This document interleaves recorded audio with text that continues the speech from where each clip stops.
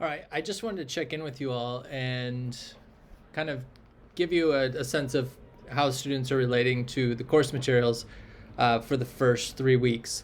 We're going into week 3 this week, so don't feel alarmed if I talk about some of the things that you should be thinking about, this week coming up, and then next week is your first quiz, and that's kind of your first major assignment. So you'll want to think about that, and one of the main things you need to do to prepare for that is to review the Blackboard discussions of your fellow peers. So on the kind of big screen idea here, you're really just kind of thinking about these very initial problems that I presented to you. And so some of you are going to be a little bit confused through this process, and that's okay. The kind of main problem that you'll want to be thinking about is before students take this class, they tend to see law, politics as very simple things. And if I were to, wander over to Twitter or other social media, I'd see why, right? And I'm just pulling up one example here on defund the police. On social media, that concept means one thing. In the political movement, it means another thing. And then from police officers' view, it means a third thing. And then from lawyers' point of view, it means a fourth thing. From academics, you see the problem here. Each group kind of has their own idea of what they think these phrases mean. And so it's an incomplete picture, right? When you're thinking about law and identity, you're not really putting everything all together, mostly because no one's asking you to do that. You're not a judge, right? You're not a lawyer. But that's kind of the viewpoint you need to be starting to think about in this class. So you're really kind of starting over here. There's all these kind of disconnected pieces. Over the course of the semester, you'll start to make some connections, or at least that's the hope. And some of you might be able to start putting these pieces together to form a better understanding of how the system works. And that's largely kind of how this process goes. Curious stuff. Okay. So, what's interesting, if you think about it just from the very beginning, out of the 76 responses here, 42% of you are interested in wrongful conviction. So there's, lots of questions that we could ask just from there. But stop and frisk is only at 11.8%, but that's probably something that people would be more likely to experience here in New York. Probably if I asked the same question back in 2010, there'd be more people interested in this because that was a bigger problem then. And then, death penalty reform also comes up. So wrongful conviction and death penalty are very unlikely to affect you personally, right? So we'd have to wonder, is this because it's in the media more, or where's the interest coming from? Is it something that comes from TV? Do you have some, particular story you're thinking about when you're thinking about this, or are you thinking about it, as some larger kind of concept? But the most important point I want to make here are probably like all these little tiny, slivers of the pie, right? People are interested in all sorts of aspects of the judiciary, or as some people call the legal system. So the other thing about this to think about is, out of just 56 responses, folks tended towards, wanting to pursue degrees either in law enforcement or in law, the field of law kind of generally.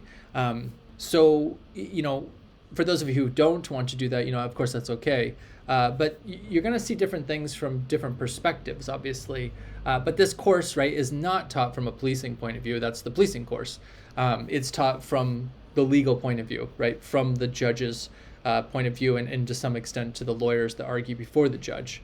And if you put, I'm not really sure yet, of course that's okay. That might be the wisest answer of all. Now, 53 out of 50 students completed the assignment, which is great news. Only 5 students were unable to. That this is much higher than in the past couple semesters since we've been in COVID. So I'll have to assume that people are starting to get the hang of this. Now, here's the bad news. Look at all this is just a collection, pretty random collection of answers from those 53 responses. Just like concerns about the system, or things that you want to, are personal and relevant to you, what people think these concepts mean are widely very different. My point here is that a lot of these concepts cancel each other out, or they contradict each other. So most folks, when you ask them what law is, they think about it as an ideal rule. And I'll phrase it this way, like, wouldn't it be nice? Like, wouldn't it be lovely if everybody followed the rule of law? But if everyone did that, of course, we wouldn't need law. And you wouldn't need a rule of law. Everybody would just be conforming, and I guess they'd all be kind of like, robots or computers.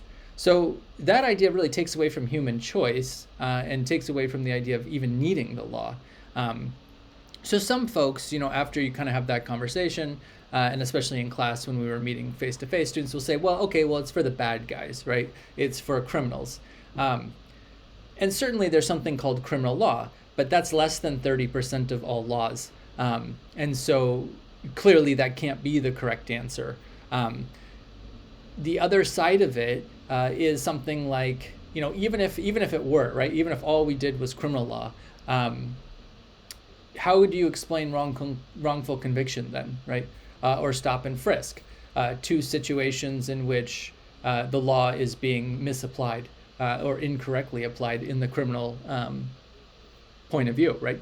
Or in that field.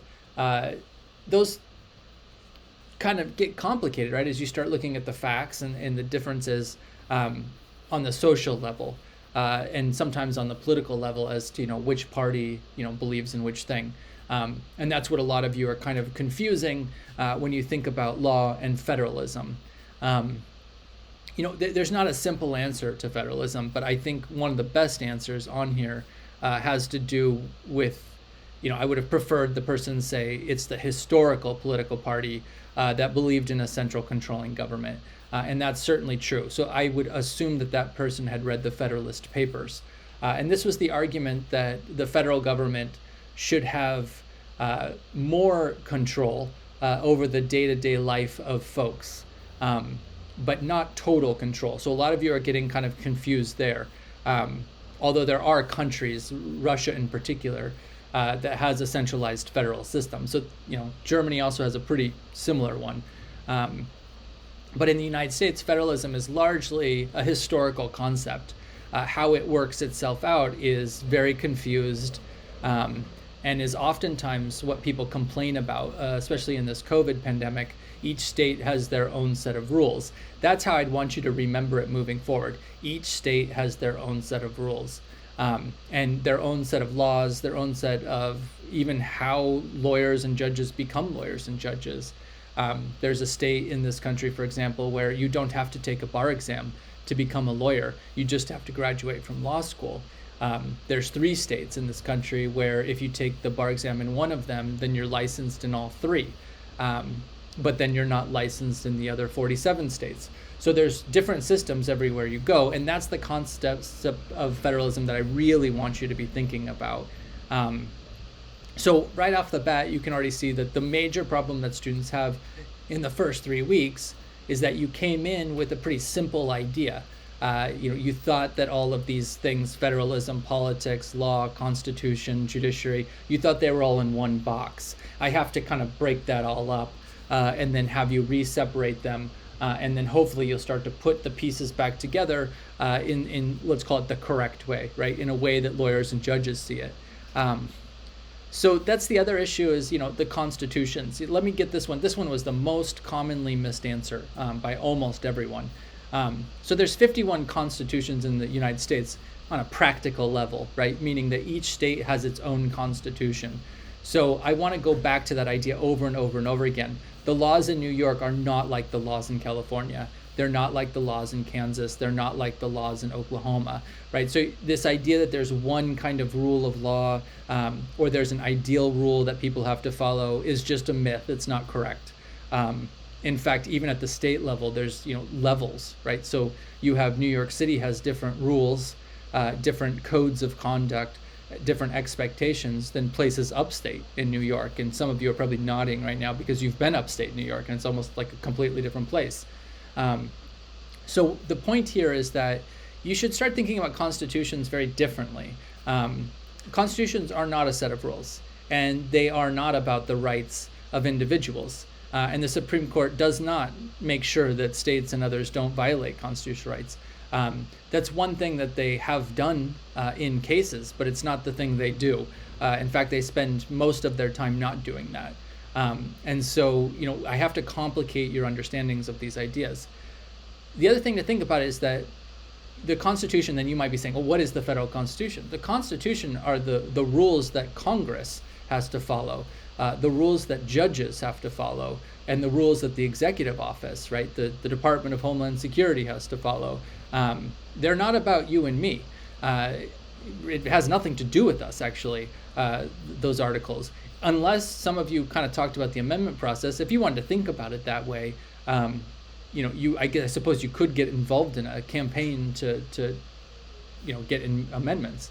But even that process, right, you would still only be going through your state government. And that's really the largest thing I want you to understand about the Constitution, is that it organizes the states, right? So the states were all separate and they all did their own thing.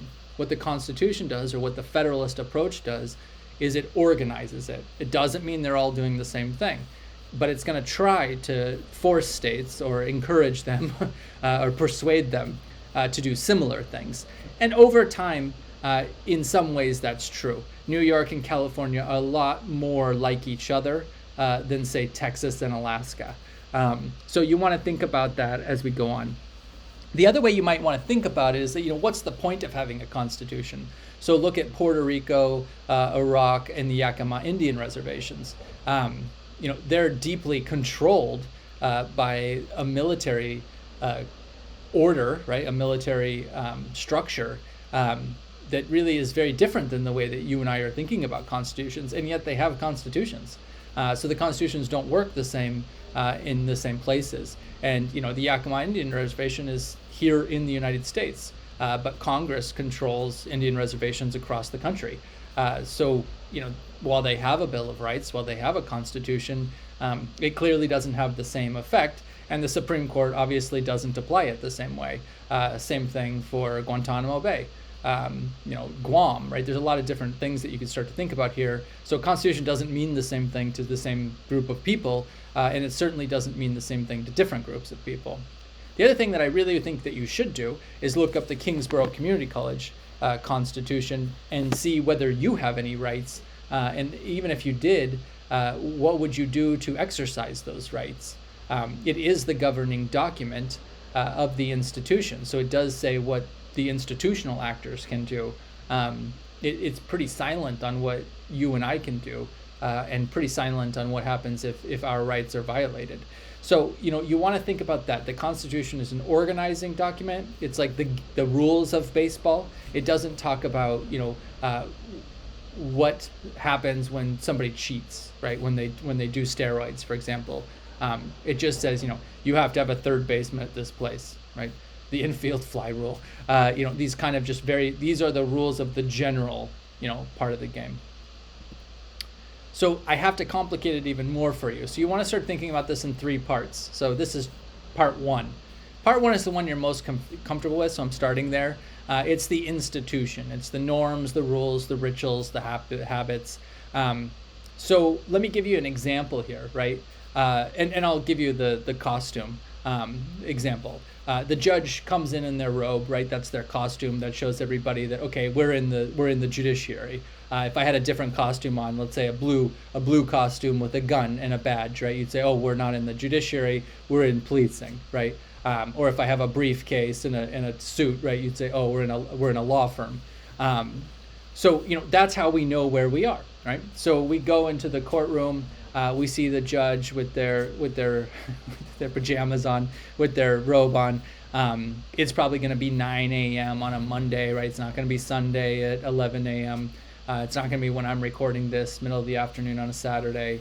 And we're going to be in this kind of strange looking building in this room with rows. Kind of looks like hard to say, right? What does it look like? It looks like the DMV, but without the barriers and without the other costumes, right? But the paperwork is going to be the thing that's the most different. And that's probably what makes law unique, right? It's what makes the job of a judge unique, is that there's tons and tons and tons of paperwork. So if, let's say we thought about it the same way that you're already thinking about it, law as a ideal rule. So let's apply this to reality. The ideal rule for emailing a teacher is that you already know how to do it. So when I get an email from you, this is what it should look like. There should be a subject line. It should include what you want from me. It should include what class you're in. You should start the email by saying, "Good evening, Professor. How are you? I'm well. I hate to trouble you. Here are the things." I mean, you get the point.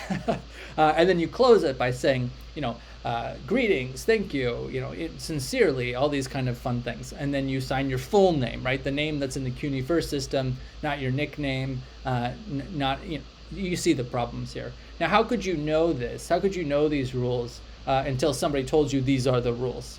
And many of you should start thinking about, these are the rules for college?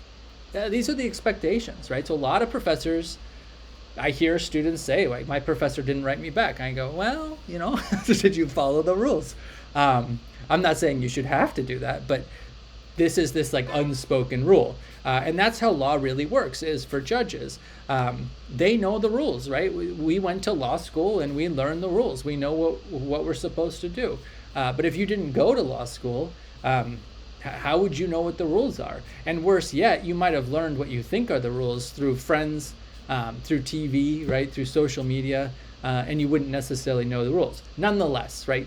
The rules are a part of the judiciary through the institution. Now, the second part of it are what we call instrumentalities. So these are the things that you can do within that set of rules. This is the thing you can say to the judge or give to the judge, and how you have to kind of form it. And that's largely what we're going to be trying to get at in this class is, what legal documents would you have to use in order to win your case? But more importantly, it's not just persuading. I think a lot of students think if I just persuade the judge is following a very large book that talk about legal canons, CANONS. And these are rules of rules, right? And that's probably superly complicated. But a lot of this has to do with, lawyers and judges, we read cases, right? So we're looking for rules that are established in those cases.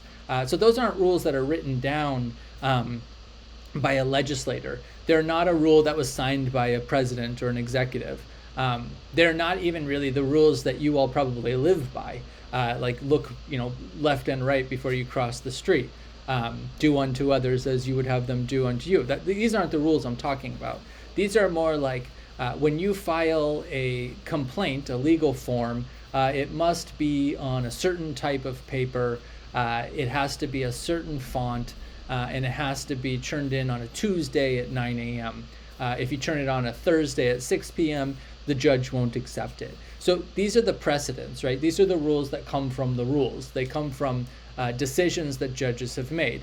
The form of logic that they use is called analogy. So they're comparing one thing to another. Be careful. A lot of people think analogies are metaphors. Metaphors are two things that shouldn't be compared. Apples and oranges, right? You could have an analogy about apples and oranges if they're fruit, and that's your kind of point. You're saying they're both fruit. But if you're trying to say apples are as nutritious as oranges, that's an improper analogy, right? You're trying to make the analogy, but they're not the same thing. This is probably too much, right? But the idea here is that the way that we get around this problem is we say, like the case, and then you give the name of the case, or you say unlike the case, right? So you don't make it confusing. You don't say I'm comparing these two cases. You say, why are you comparing these classes? This is similar to this case, or this is not like this case, and that's why you should decide that way. We'll get way more into that over the semester. This whole larger process is called abductive reasoning, meaning that there's a judicial rule, there's a rule that judges follow, but the cases are never going to be that same rule. And so, for example, one of the rules is caveat emptor, buyer beware. So let's say I order a DVD player from Amazon, which I'm doing, by the way. I found something I can't find online, and so I had to get the DVD. The DVD player is $35. Hopefully that's a good deal. When I was younger, they were much more expensive. But I saw, a lot of people complain that perhaps the DVD player is used. And so let's say the DVD comes to me and it's obviously used, and I want to send it back. And then for some reason I can't, and now we're in court and I want my $35 back. The judge would say, well, caveat emptor, that's the rule. That's the ancient rule here, buyer beware. What expectation should I have that it would be a brand new DVD player? This is the year 2021 after all. I mean, do we imagine that players and DVDs are in high demand? But again, let's say I'm somewhere else, I'm in a different country, that may very well be true, right? So it gets very complicated when we start using abductive reasoning, because the rule is never going to be blanket applied to every single situation. So judges make rulings on motions and objections that are trying to introduce evidence that things should be a certain way, right? So I'd say, well, Amazon, there's a bunch of complaints about this, and so the company should have known, right, that that they were sending me a used DVD player as opposed to a brand new one. Now, Amazon's lawyers would say objection, right? That's irrelevant, and then the judges would have to decide on whether that evidence should be admitted. So I'm going to pause there, right? Some of you are saying, man, why does he keep picking on Amazon? I'm not really, right? But I wanted to help you understand now. None of you talked about that in your decision-making process about the hypothetical I gave you about the Amazon and the work. You're not thinking about rulings of motions and objections. You're not thinking about the rules that the judge follows. So what are you thinking about? What rules are you largely thinking about? Looking at the discussion board, almost all of you are talking about morals. Morals and legal rules are very often not the same thing. And so when judges give their decisions, they're called opinions when they're giving their explanations. And those explanations are based on legal rules and legal facts. Those are not based on feelings, they're not based on religion, they're not based on morals. And probably the thing that's the hardest for a lot of students to understand is they're not based on what you think. They're not based on your opinions. They're not based on the collection of opinions. They're not based on majority rules. And this is why the separation of powers arguments that a lot of you gave are also incorrect. Judges do not share power in the same way that legislators share power with the president. And the word power is complicated, but the point here is that in order to win a case, you really have to know the instrumentalities of the institution of judges. And then I just want to give you the three problems, right, that you're coming into the class with. If you think injustice can never change, I have cases in which they do, right? The injustices do change. If you think law is an ideal ruler, I have cases in which it's not true, right? Where the ruler is very, very corrupt. If you think that power is an ideal possession, it's something I can get, and then once I have it, I'm going to win. I would get some money, and now I get everything I want. I have examples and cases where that didn't happen. So in this kind of haze you see in that middle there of the different colors is community is constructed, meaning the speech acts or our language, what we think about these things, they're not real things, right? Injustice is not a real thing. It's not a tree. A ruler is not like an actual ruler, right, where I measure things. And then power is not something I can go buy at the store. And so we've constructed our understanding and what we think those words mean. But judges and lawyers do that differently than the way that you've done it. And so part of this process is going to be transitioning you into that world that judges and lawyers operate in and how they think about the community of these concepts. Now, the final point is that you've been learning a specific ideology your whole life. I'm going to go right to it. I'm going to be blunt, right? You learned that you should follow the rules and that the system is fair and that everybody gets an equal opportunity, so that you would do what you're told when you were in K through 12 education, right? So that when you were 8 years old, you'd stop annoying the kid next to you, and you'd listen to your teacher. Now, there's all these moral reasons for why they did that, right? Or maybe they're just control reasons. They just wanted to control so they can get their paycheck and go home without having to deal with you. But that's not what we're talking about when we talk about like rights, or we're talking about the Constitution, or we're talking about law or judiciary. So you kind of have to start thinking about life a little bit differently. There's 4 main ideas about how governments should be formed.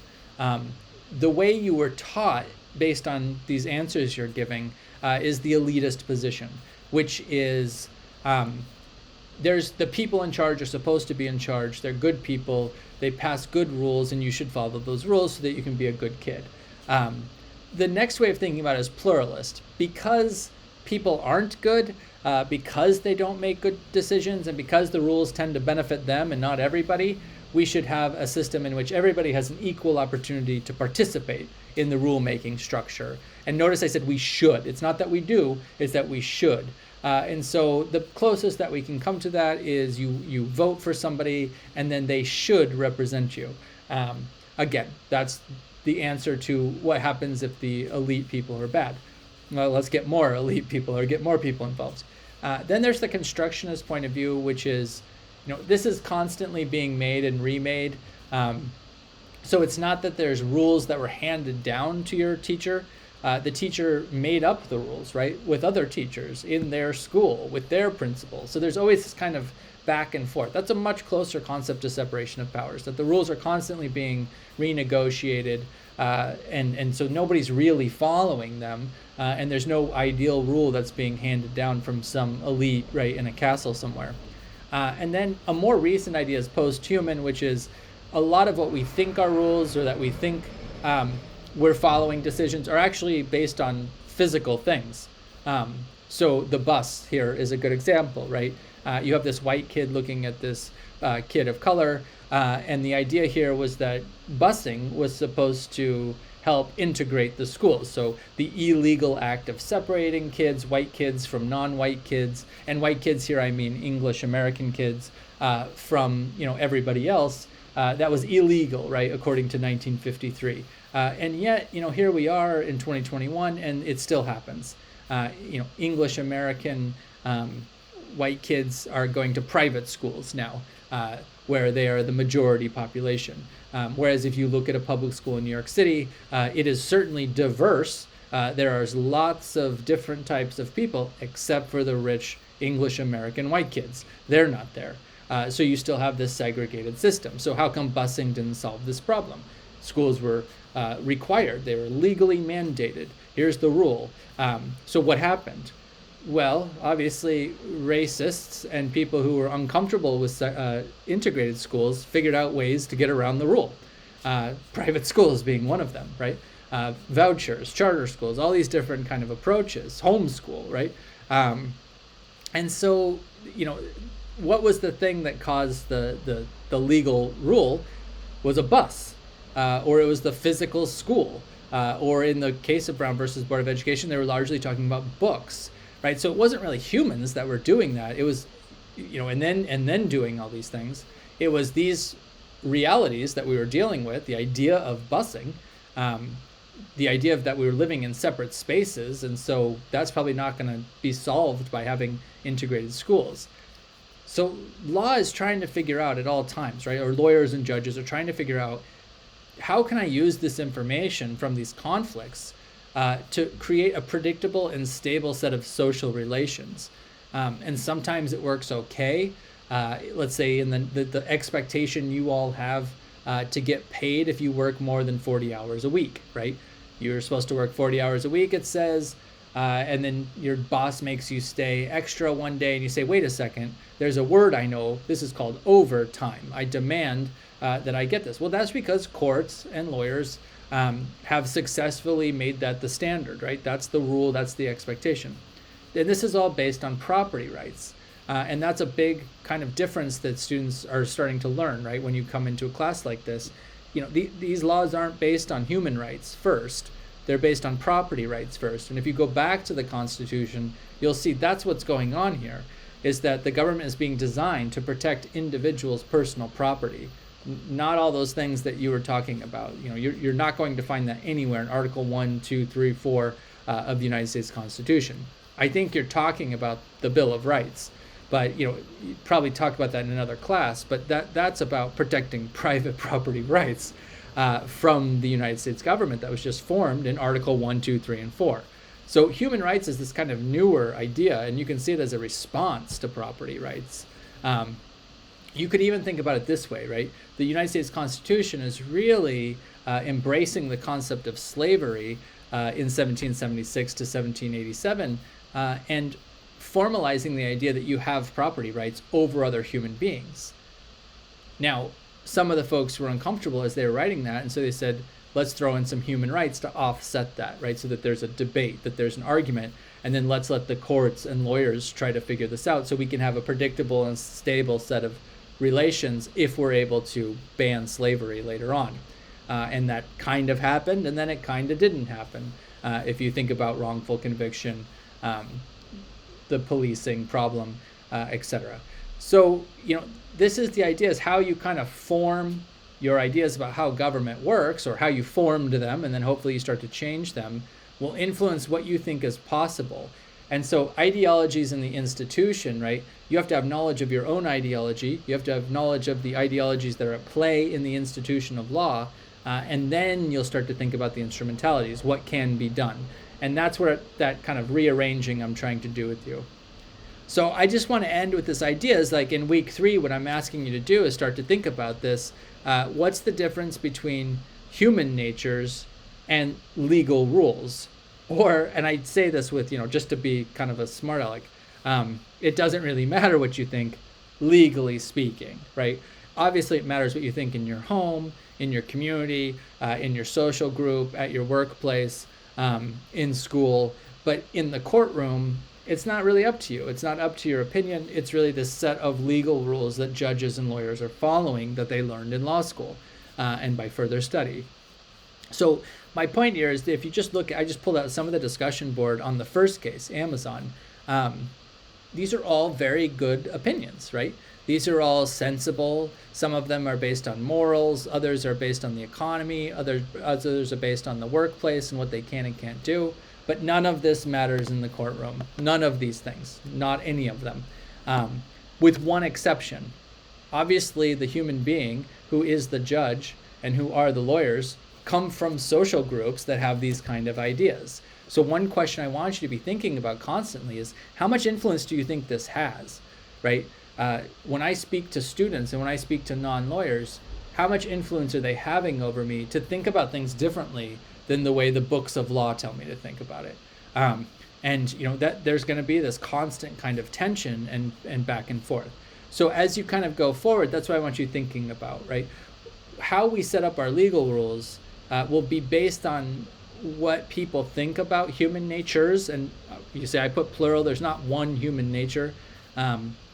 As many of you are finding out in this week's assignment, as you ask your friends and family, everybody has a different point of view. But the law tends to believe in one particular view of human nature that I won't get into just yet.